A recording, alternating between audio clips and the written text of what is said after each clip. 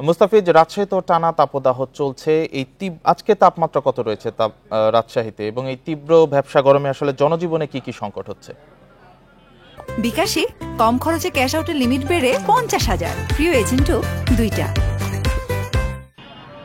রাজশাহীতে কিন্তু গেল কয়েকদিন ধরেই মৃদু থেকে মাঝারি তাপদাহ চলছে, এবং আজকেও আমরা রাজশাহী আবহাওয়া অফিসের যে তথ্য সেটি বলছে এখন পর্যন্ত 10টার আপডেট, সেটি হচ্ছে 34.4 ডিগ্রি সেলসিয়াস, যেটি সকাল 9টায় ছিল 32 ডিগ্রি সেলসিয়াস, অর্থাৎ 1 ঘন্টার ব্যবধানে 2 ডিগ্রি সেলসিয়াস তাপমাত্রা বৃদ্ধি পেয়েছে। এবং গতকালকে রাজশাহীতে 39.4 ডিগ্রি সেলসিয়াস কিন্তু তাপমাত্রা অতিবাহিত হয়েছে, এবং গত কয়েকদিন থেকেই কিন্তু রাজশাহীতে তাপমাত্রা 36 থেকে 39-এর মধ্যে থাকছে। এবং এখানে যখন তাপমাত্রা 39 ডিগ্রি সেলসিয়াস দেখাচ্ছে, অনুভূতি কিন্তু আরো বেশি, এবং অনুভূতিটা যেখানে আবহাওয়া বিশেষজ্ঞ যারা রয়েছেন তারা বলছেন যে এখানে তাপমাত্রার যে অনুভূতি সেটি 40-এর উপরে যে তাপমাত্রার অনুভূতি সেটি কিন্তু অনুভূত হচ্ছে।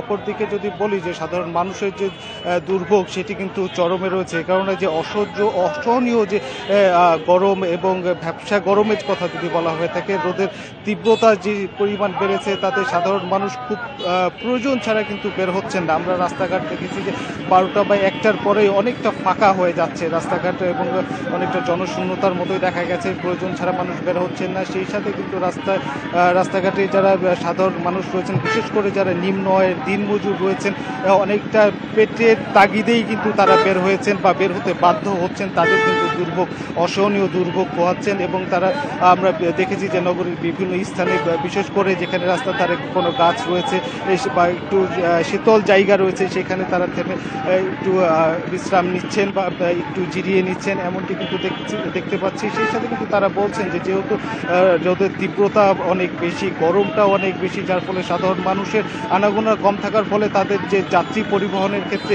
বিশেষ করে যারা রিক্সাওয়ালা রয়েছেন, তাদের কিন্তু এই বিষয়টি দেখা গেছে যে তারা বলছেন যে তারা ভাড়াটাও পাচ্ছেন না। অপরদিকে যদি বলা হয়ে থাকে রাজশাহী মেডিকেল কলেজ হাসপাতালে, সেইখানে কিন্তু গরমের জনিত কারণে রোগীর সংখ্যাও বাড়ছে, এবং চিকিৎসকরা বারবার পরামর্শ দিচ্ছেন যে বাইরে এই যে কোমল পানীয় যেগুলো রয়েছে, বিশেষ করে এইগুলো পান করার ক্ষেত্রে সাধারণ মানুষকে অত্যন্ত সচেতন হওয়ার কথাও কিন্তু বারবার চিকিৎসকরা তাগিদ দিচ্ছেন, কারণ এই সমস্ত পেটে এই সমস্ত যে অস্বাস্থ্যকর পরিবেশে যে কোমল পানীয় তারা খাওয়ার কারণে রাজশাহী মেডিকেল কলেজ হাসপাতালে কিন্তু রোগীর মাত্রা বাড়ছে। সেই সাথে কিন্তু হিট স্ট্রোকের যে বিষয়টি রয়েছে সেই বিষয়ে কিন্তু ডাক্তাররা বারবার কিন্তু তাদের সচেতন হওয়ার পরামর্শ দিচ্ছেন। রাজশাহী থেকে জানাচ্ছিলেন সহকর্মী মুস্তাফিজুর রহমান।